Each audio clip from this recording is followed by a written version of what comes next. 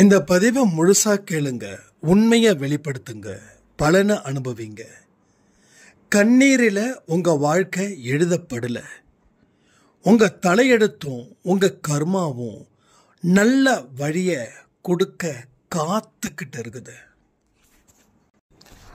பிரதமர் நரேந்திர மோடியோட வாழ்க்கைக்கும் நம்ம வாழ்க்கைக்கும் ஒரு பெரிய தொடர்பு இருக்குது. 12வது படிக்கும் மாணவிக்கு அவங்க ஆத்மா சாந்தி அடைய பிரார்த்தனையும் இருக்கு. சாயப்பா கிட்ட இப்படி கேட்டா நீங்க கோடீஸ்வரர் ஆகலாம். இது சத்தியமான உண்மை. பாதகத்தையும் சாதகமா மாற்றக்கூடிய தீர்வுகளுக்கு உண்டான வழி.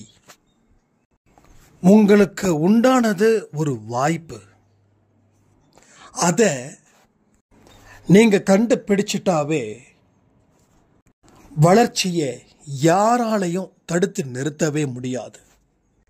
நம்ம சுத்தி நடக்கக்கூடிய அத்தனை மோசமான சம்பவத்துக்கு காரணம் இந்த மாதிரியான கேடுகெட்ட குணங்கள்.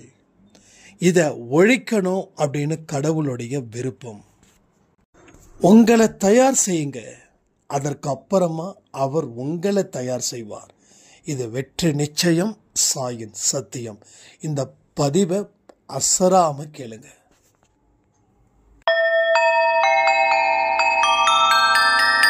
ஓம் சாயிரா சாயிரா, ஓம் சாயிரா சாயிரா, ஓம் சாயிரா சாயிரா, அன்பே சாயிரா, பேரன்பே சாயிரா, அகிலம் தளிக்க ஆத்மா விழிக்க அனுதினம் சாயிரா, எங்கள் அன்பே சாயிரா.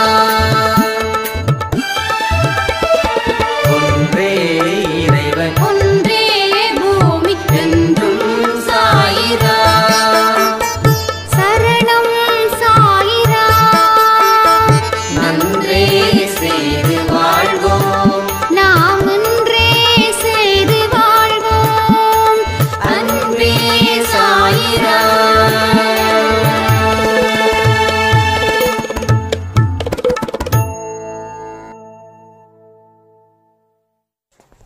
சாயிரா.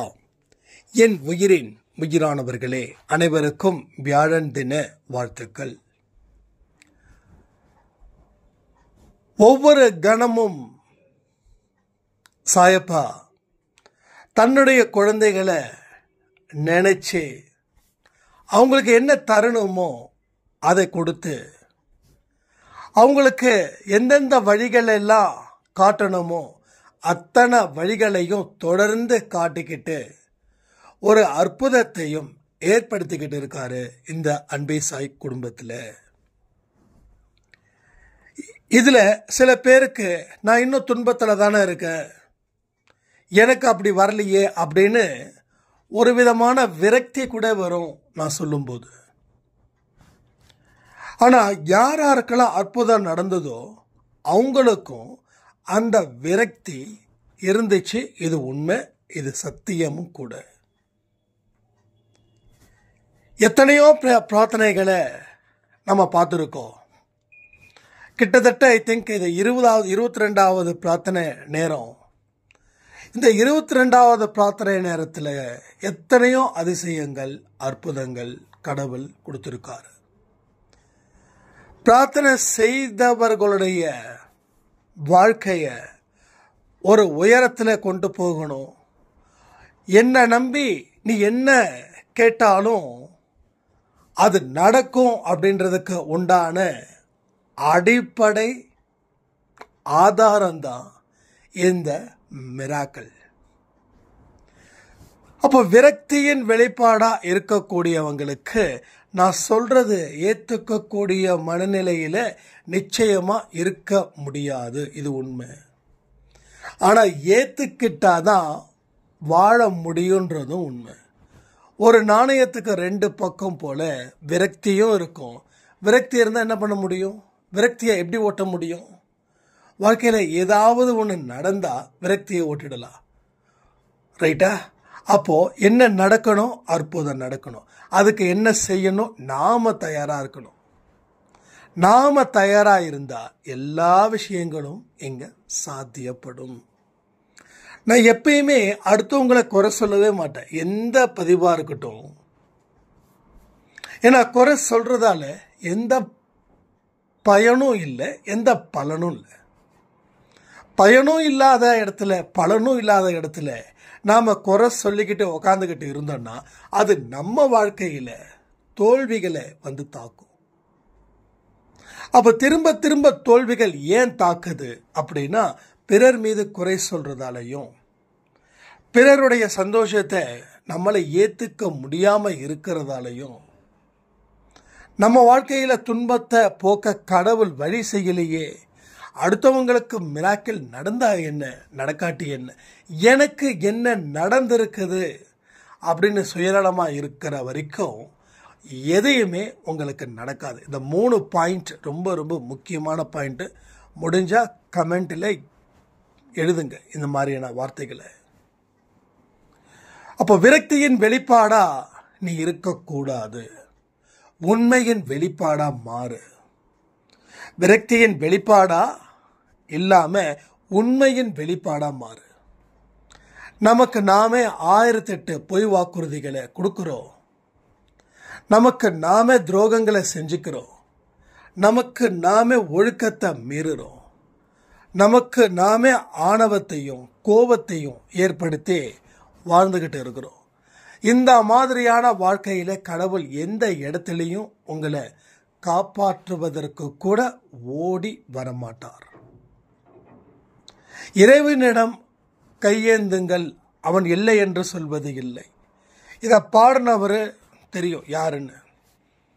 அப்போ அனுபவம் இல்லாம எந்த ஒரு வார்த்தையையும், அது சந்தோஷா இருக்கலாம், இல்லை இதுக்கு முன்னாடி இருக்கக்கூடிய பெரியவர்களா இருக்கலாம், ஞானிகளா இருக்கலாம், முனிவர்களா இருக்கலாம், ஒருவராலையுமே சொல்லவே முடியாது.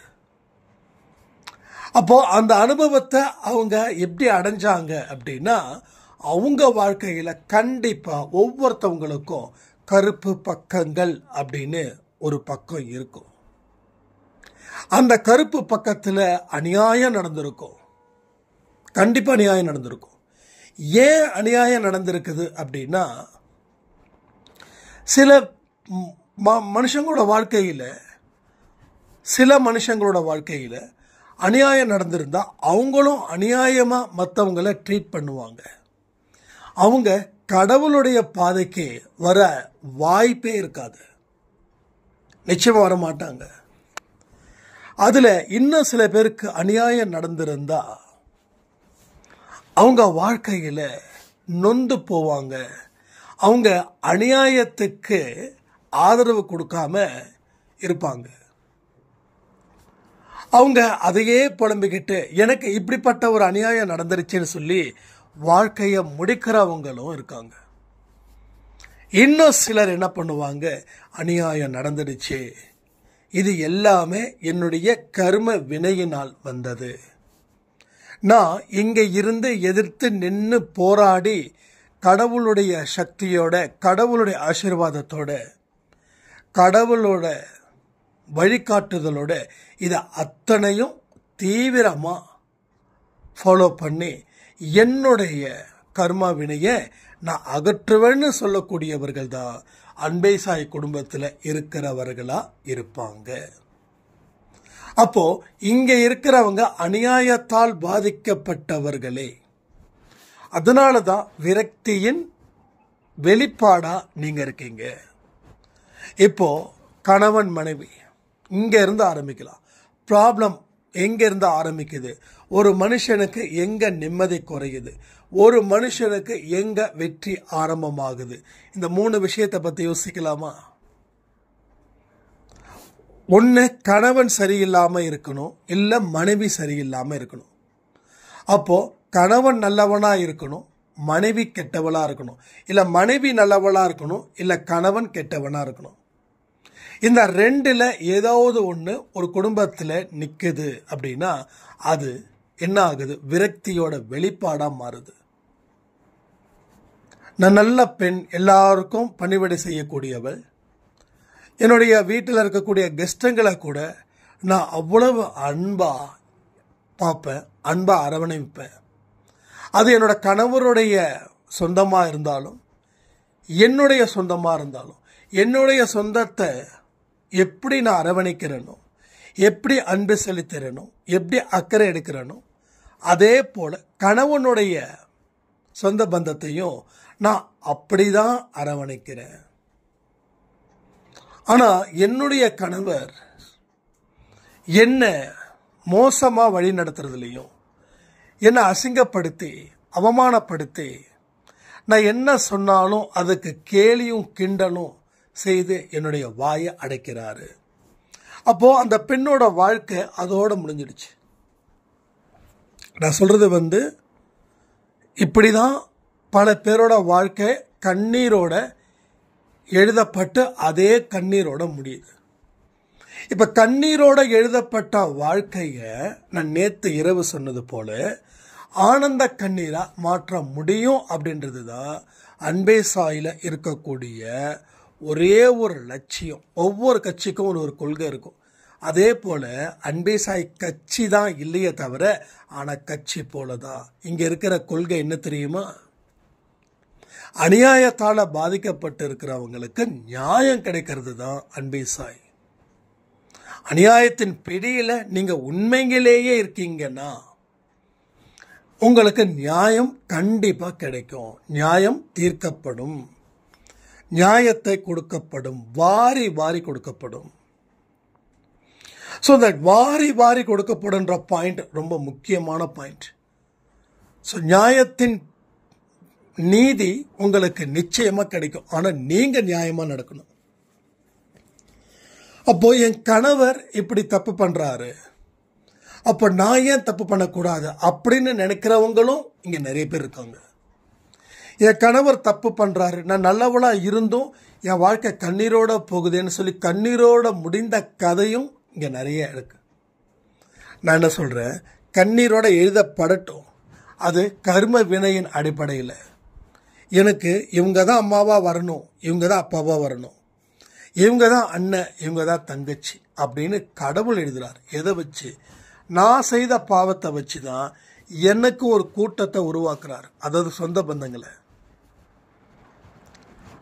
அப்போ என்னுடைய அம்மாவும் அப்பாவும் 24 மணி நேரம் சண்டையிலே ஐக்கியமாக இருந்தாங்கன்னா அங்கே வளர்ற குழந்தை அன்பு இல்லாமல் கஷ்டப்படும். அது மற்றவங்களுக்கு கஷ்டத்தை ஏற்படுத்தி அதுதான் அன்புன்னு நினச்சி சந்தோஷப்படும். நேற்று ஐ திங்க் ராமேஸ்வரத்தில் ஒரு பெரிய விஷயம் நடந்ததுன்னு தெரியும். ஷாலினின்ற அந்த பொண்ணோட ஆன்மா சாந்தி அடையணும்னு நம்ம கடவுள்கிட்ட பிரார்த்திக்கலாம். அந்த பொண்ணை ஒருத்தன் ஒருதலை காதலாக லவ் பண்ணியிருக்கான். அந்த பெண் காதலை ஏற்றுக்கவில்லை அப்படின்ன உடனே கத்தியால் குத்தி அந்த பெண்ணை சாகடிச்சிருக்கான். இப்போ அந்த பையனுக்கு அந்த சமுதாயம் பொறுப்பாகவும் இருக்குது. ஏன்னா அடுத்தது அவங்க அம்மா அப்பாவும் அதுக்கு பொறுப்பாகணும். ஏன்னா அவங்க அம்மா அப்பா அவங்களுக்குள்ள அன்போடு இருந்திருந்தா இந்த பையனை அன்போடு வளர்த்துருப்பாங்க. அடுத்தவனோட உயிரை எடுக்கிறதுல அவன் அவ்வளவு தீவிரமாக இருக்கிறான் அப்படின்னா அவருடைய வளர்ப்பு நிச்சயமாக சரியில்லைன்னு அர்த்தம். அப்போது ஒவ்வொரு மனுஷனுடைய கர்மா பேஸ் பண்ணி இங்கே நடக்குது. அப்போது உங்களுக்கும் கர்மாக்கள் பேஸ் பண்ணி தான் இங்கே பல விதமான துன்பங்களும் துயரங்களும் ஏன் சந்தோஷமும் மகிழ்ச்சியுமே இருக்குது. இதை நீங்கள் உணர்ந்துக்க வேண்டிய நேரம். இதை உணர்ந்தா அடிப்படை உண்மையும் அடிப்படை அறிவும் உங்களுக்கு கிடைக்கும். ஒரு உடம்பு சரியில்லைன்னு வச்சுக்கோங்களேன், உடம்பு ரொம்ப மோசமாக இருக்குது. அப்போது டாக்டர்கிட்ட போய் ஆகுறோம். போன உடனே டாக்டர் சொல்கிறாரு, உடம்புல உனக்கு இந்தந்த பிரச்சனைலாம் இருக்குது அப்படின்னு. இப்போது இதுக்கு முன்னாடி இருந்த குழப்பம் இப்போ தீர்ந்துடுச்சு. ஒன்று இருக்குது, இல்லைன்னா இல்லை. இல்லைன்னா சந்தோஷம், அதில் எந்த சந்தோஷமும் அதில் எந்த இதுவும் இல்லை. ஆனால் குழப்பத்தோடு வாழ்கிறது ரொம்ப ஆபத்து. இப்போ எனக்கு இந்த நோய் தான் இருக்குது, சரி இதுக்கு தகுந்த மாதிரி மெடிசன் சாப்பிடணும், இதுக்கு தகுந்த மாதிரி என்னுடைய உடலை நான் பாதுகாத்துக்கணும் அப்படின்ற அடிப்படை அறிவு வந்துடும். அடிப்படை அறிவு வந்துடுச்சுன்னா அடுத்த கட்டத்துக்கு நம்மளை அழைச்சிட்டு போகும். ஆனால் அது வராத வரைக்கும் கண்ணீரோடைய வாழ்க்கை முடிஞ்சிடும். அப்போ அன்பே சாயோடைய விஷயங்கள் என்ன அப்படின்னா, அடிப்படை அறிவை கொடுக்குறோம், அடிப்படைக்கு உண்டான வழிகளை நீங்கள் ஏற்படுத்தி அதில் பயணம் செய்கிறீங்க. எஸ், எனக்கு இப்படிப்பட்ட சூழ்நிலையில் நான் இருக்கேன். ஆனால் இந்த சூழ்நிலையை என்றைக்குமே நான் பாதகமாக பயன்படுத்தாமல் சாதகமாக பயன்படுத்திப்பேன். என்னுடைய கர்ம வினைகளுக்கு உட்பட்டு தான் என் கூட இருக்கிறவங்க இருக்காங்க. இதை நான் புரிஞ்சுக்கிட்டேன். இப்போ என்னுடைய வாழ்க்கையில் நான் என்ன செய்யணும், நான் எப்படி இதிலிருந்து விடுதலை ஆகணும், அந்த மாதிரி திங்க் பண்ணணும். என் வாழ்க்கை இப்படி போயிடுச்சேன்னு சொல்லி இந்த மாதிரி திங்க் பண்ணி கண்ணீரோட வாழ்கிறதுக்கு என்னுடைய வாழ்க்கையை எப்படி நான் உருவாக்கணும், அதுக்குண்டான வழிகளை அவர் ஏதோ ஒரு வழியை கொடுத்து காண்பிச்சிட்டார். இதுதான் நீ, இதுதான் உன் பிரச்சனை, இந்த ப்ராப்ளத்துக்கு இந்த வழியில் நீ போனால் உன் வாழ்க்கை கண்ணீரோட முடிஞ்சிடும். இந்த ப்ராப்ளத்துக்கு இந்த வழியில் போனால் இந்த கண்ணீர் நிறுத்தி சந்தோஷத்தை பெருக்கி நல்ல வாழ்க்கையை வாழ முடியும். இந்த ரெண்டு வழியில் எந்த வழியை நம்ம சொல்கிறோன்னா, ரெண்டாவது வழி. எல்லா மனுஷனுக்கும் வினையின் மூலமாக தான் இங்கே பலனும் பலகீனமும் நடக்குது. அப்போது அதுதான் மெயின் பாயிண்ட், இதுதான் நமக்கு பிரச்சனை. அப்போது நம்மளுடைய என்னது வழக்கம் போல் சொல்கிறது தான், எண்ணமும் செயலும் ஏற்ற அதன் முடிவு தான் விளைவுகளை ஏற்படுத்துது. அப்போ எதை சரி பண்ணணும், செயலை சரி பண்ணணுமா? சத்தியமாக இல்லை. அப்போ எதை செயல் பண்ணணும்? செயல்படுறதுக்கு முன்னாடி என்ன இருக்கு? எண்ணம். அந்த எண்ணங்களை எப்படி கொண்டு வந்து சேர்க்கறது, எதை வச்சுக்கிறது, எதை விடுறது. வச்சுக்கிறது சிலது தான், விடுறது தான் ஏகப்பட்டது இருக்குது. சரி, அப்போ அன்பை சாயில நிறைய பேருக்கு மிராக்கள் நடக்குது, எனக்கு நடக்கலையே, இது விரக்தியோட வெளிப்பாடு. சந்தோஷம் இருக்கட்டும். யாருக்கெல்லாம் இப்படிப்பட்ட ஒரு விரக்தி, இப்படிப்பட்ட ஒரு சூழ்நிலையில் இருக்கிறீங்கன்றத கமெண்ட் பண்ணுங்க. அப்போ அடிப்படை அறிவையும் அடிப்படை வாழ்க்கையையும் உங்களுக்கு முதல்ல கடவுள் கொடுப்பார். அடிப்படை அறிவும் அடிப்படை வாழ்க்கையும் நல்லா புரிஞ்சுக்கோங்க, தயவு செய்து புரிஞ்சுக்கோங்க. எடுத்த உடனே மாளிகைக்கு போக முடியாது. உங்கள் கற்பனை இப்படி பண்ணிக்கோங்க. நாம் ஒரு பிளாட்ஃபார்மில் படுத்து தூங்குறோம். எங்கே? ஒரு பிளாட்ஃபார்ம். ஒரு கற்பனைக்கு தான் நான் சொல்கிறேன், ரைட்டா? கற்பனைக்கு தான் சொல்கிறேன். ஒரு பிளாட்ஃபார்மில் தூங்குறோம். அந்த பிளாட்ஃபார்ம் ரொம்ப பாதுகாப்பு இல்லாத ஒரு பிளாட்ஃபார்ம். ஒரு ஊருக்கு ஒதுக்கப்புறம் நாய்களும் நரிகளும் மனித ரூபத்தில் சுற்றும். நாய்களும் நரிகளும் மனித ரூபத்தில் சுற்றும். அந்த மாதிரி ஒரு மோசமான பிளாட்ஃபார்மில் தூங்குறோம். இப்போ நம்ம மாளிகைக்கு போகணும்னு யோசிக்கலாமா, இல்லை ஒரு பாதுகாப்பான இடத்துல இருந்தால் போதும்னு யோசிக்கலாமா? கமெண்ட் பண்ணுங்க. சிந்திக்கணும், எல்லா வார்த்தைகளையும் சிந்திக்கணும். சிந்திச்சு செயல்பட்டு இருந்தா இன்னைக்கு நமக்கு எந்த பிரச்சனையும் இல்லை. உண்மையிலே சொல்றேன். சிந்திச்சு செயல்பட்டு இருந்தா 100க்கு 100 மார்க் வாங்கியிருக்கலாம். ஆனா 100க்கு முட்டை மார்க் வாங்கிட்டு இருக்கோம். 100க்கு முட்டை மார்க் வாங்கியிருக்கோம், இல்லை முட்டை மார்க்குக்கும் கீழே வாங்கியிருக்கோம், -100 வாங்கிட்டு இருக்கோம். பேங்க்ல பணம் 500 ரூபா இருக்குதுன்னு சொல்லி நமக்கே எதிராக 500 ரூபா, நம்மகிட்ட காசே இல்லையேன்னு நேரம் ஏடிஎம் போனால் பணம் இல்லைன்னு வரும். பேங்க்குக்கு போனால் என்னோட அக்கௌண்ட்டில் 500 ரூபா இருக்குது, இந்த மெசேஜ் வந்துருக்குது. ஆனால் ஏடிஎம்மில் போனால் எடுக்க முடியல. கேட்டால் இன்சஃபிஷியன்ட். என்னங்க விளையாடுறீங்களா அப்படின்னு பேங்க்கார் உட்காந்து ஸ்டேட்மெண்ட் பார்ப்பார். இதை பாருமா, நீ 1 வருஷமாக அக்கௌண்ட்டு டிரான்சாக்ஷன் எதுவும் பண்ணவே இல்லை, பேங்க்குக்கார 500 ரூபா உனக்கு பிடிச்சிருக்கிறான், அதுதான் மைனஸில் காட்டுதுன்னு. அப்போ தான் அந்த 500ன்றது ஓகே. ஆனால் பக்கத்தில் இருக்கிற குறி ப்ளஸ்ஸா மைனஸா மல்டிப்ளையா இல்லை டிவைடான்றது தெரியாது. இப்போ மைனஸ் போட்டிருக்கோம், -500. இப்போ என்னன்னா 500 போட்டால் 500 பேங்க்காரன் அப்படியே முழுங்கிடுவான். 1000 போட்டால் 500 தான் இருக்கும். அவனுக்கு தேவையானதை அடுத்த நிமிஷமே அவன் எடுத்துடுவான். அதுபோல் மைனஸ் மார்க்கில் நம்ம ஸ்கோர் பண்ணிகிட்டு இருக்கோம். அப்போது நமக்கு என்ன தேவை அப்படின்னா மாளிகை தேவையில்லை, இதை விட நல்ல ஒரு பெட்டரான பிளாட்ஃபார்ம், இதை விட நல்ல பெட்டரான பிளாட்ஃபார்ம், தூங்குறதுக்கும் பாதுகாப்புக்கும் எந்த பிரச்சனையும் இல்லாத ஒரு பிளாட்ஃபார்ம். இப்படி தான் கடவுள்கிட்ட கேட்கணும். சரியா? அடுத்தது அந்த இடம் கடவுள் கொடுத்துடுவார். அடுத்தது என்ன பண்ணணும்? ஒரு குடிசையை கேட்கணும், அதையும் கடவுள் கொடுத்துடுவார். அடுத்தது ஒரு ஓட்டு வீடு கேட்கணும், அதுவும் கடவுள் கொடுத்துடுவார். அடுத்தது ஒரு காங்கிரீட் ஒரு சிமெண்ட் ஷீட் போட்ட ஒரு வீடை கேட்கணும், அதுவும் கடவுள் கொடுத்துருவார். அடுத்தது காங்கிரீட் போட்ட ஒரு வீடை கேட்கணும், அதுவும் கடவுள் கொடுத்துருவார். அடுத்தது 2 பெட்ரூம் இருக்கிற மாதிரி வீடு கேட்கணும், அதுவும் கடவுள் கொடுத்துருவார். அடுத்தது நல்ல லக்ஸூரியான ஒரு அப்பார்ட்மெண்ட் கேட்கணும், அதுவும் கடவுள் கொடுத்துருவார். அடுத்தது பெரிய வீடு ஒரு 3000-4000 ஸ்கொயர் ஃபீட்டில், அதுவும் கடவுள் கொடுத்துருவார். அடுத்தது பெரிய மாளிகை, அதுவும் கடவுள் கொடுத்துருவார். அப்போ எத்தனை படிகள் இருக்குதுன்றதை யோசிச்சு பாருங்க. நம்ம என்ன தெரியுமா பண்ணுறோம்? அன்பை சாய் குடும்பத்தில் எடுத்த உடனே மாளிகை கொடுன்னு கேட்குறோம், மாளிகை கொடுன்னு கேட்குறோம்.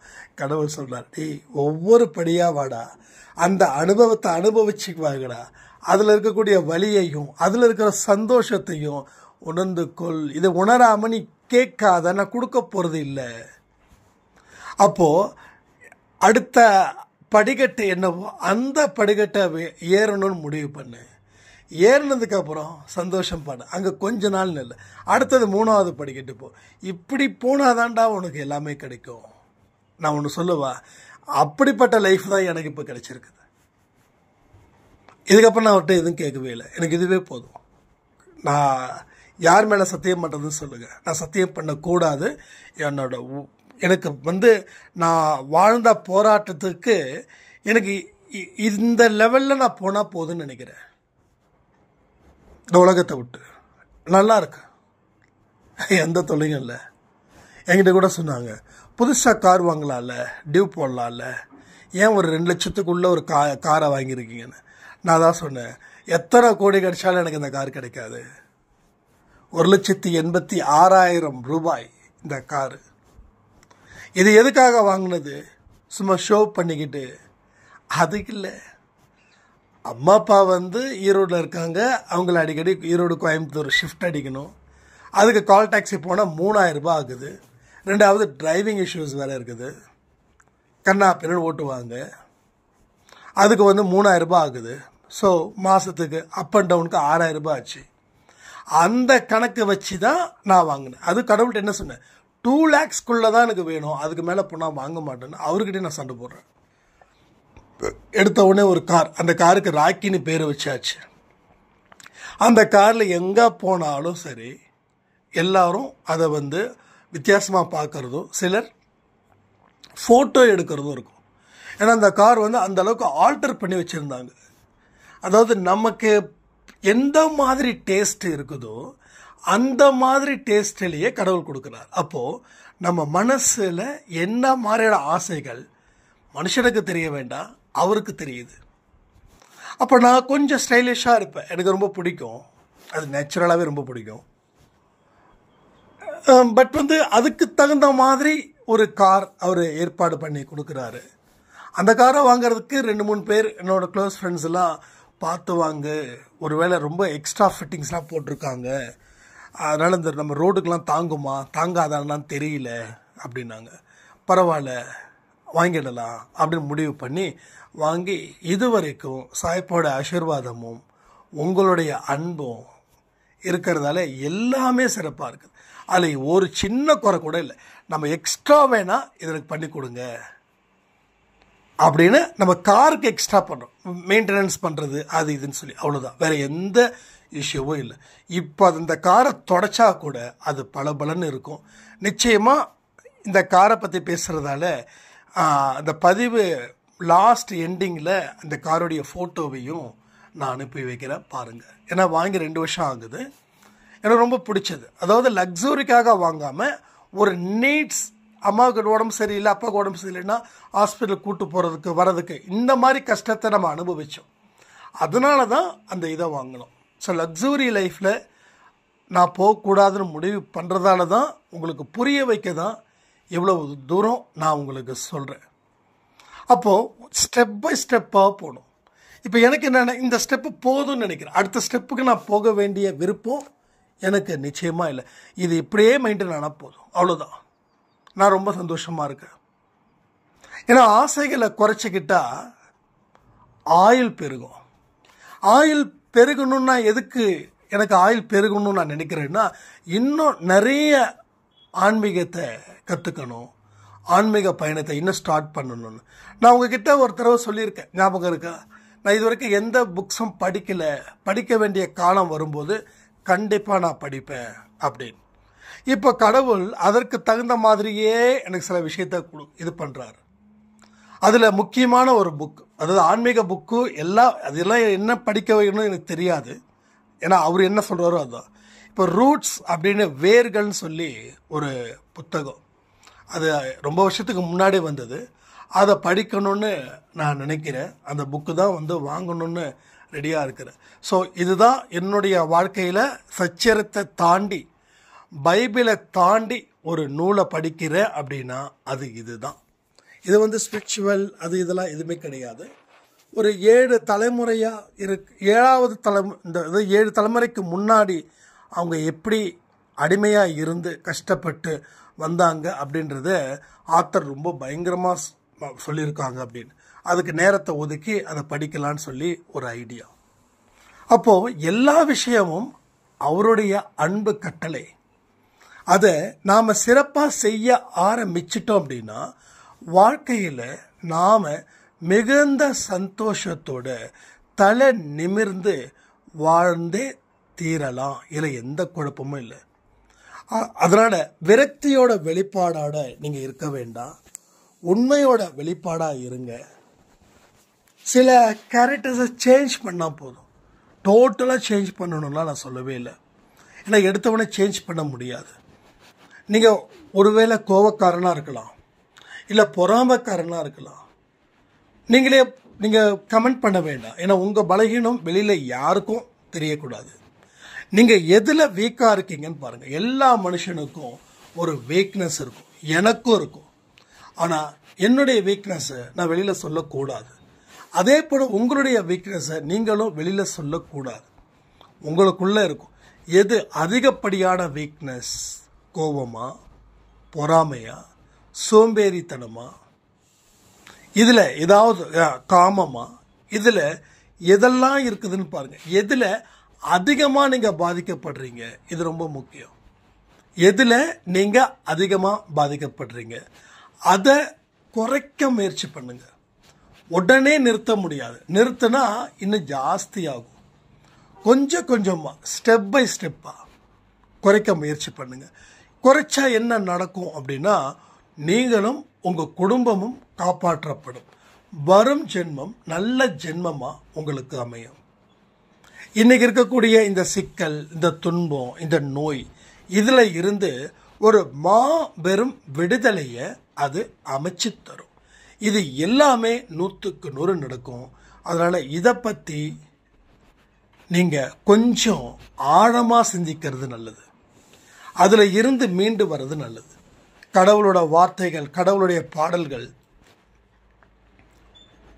ஆழ்நிலை தியானம், இது எல்லாமே இதுக்கு நல்ல வழிவகுக்கும். பிராணாயாமம் ஒரு அருமையான அற்புதமான கலை. இன்றைக்கெல்லாம் பிஜேபியில் 3 தடவை தொடர்ந்து பிரைம் மினிஸ்டராக மோடி இருக்கிறாங்க. பிஜேபி பார்ட்டி ஆளுது. அவங்க என்னமோ பண்ணுறாங்க. நிறைய பேர் மிஷின் தப்பு, அது தப்பு, இது தப்பு, அது யாராவது சொல்லிட்டு தான் இருப்பாங்க. தோல்வியை யாரும் ஒத்துக்க தயாராக இல்லாதவங்க ஏதாவது ஒன்று பழியை தூக்கி போட்டுட்டு தான் இருப்பாங்க. அது அவங்க வேலை. ஆனால் அதனால் ஜெயிக்க முடியுமா? சத்தியமாக இல்லை. காங்கிரஸ் பார்ட்டி ராகுல் காந்தி அவர்கள் இன்னும் சிறப்பாக செயல்படலைன்னு தான் அர்த்தம். முயற்சி 10லன்னு அர்த்தம். முயற்சி 10லன்னு அர்த்தம்.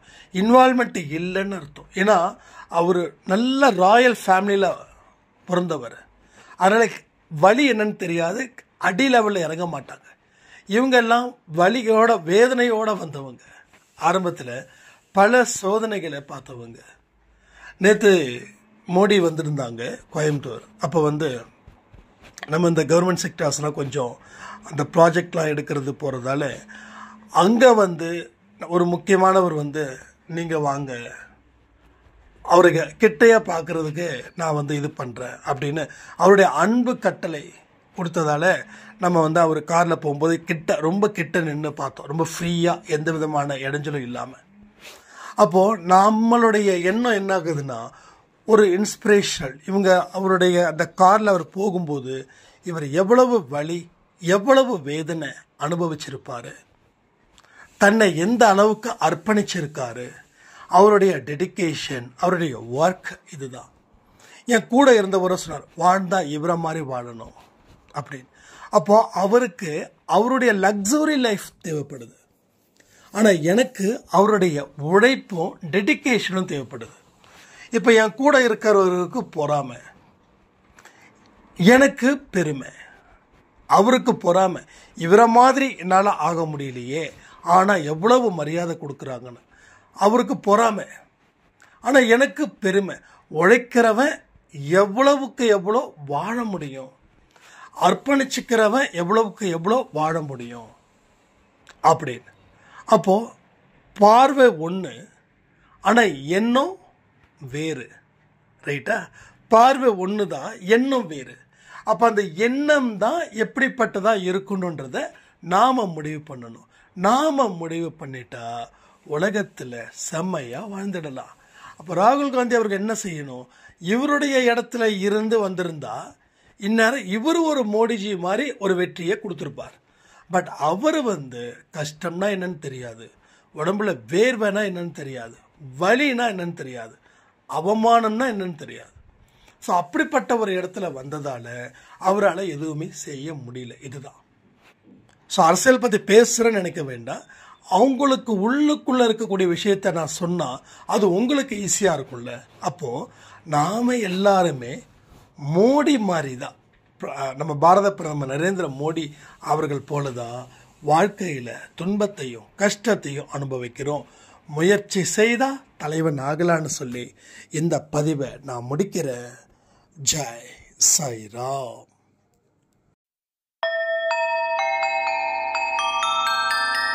ஓம் சாயிராம்.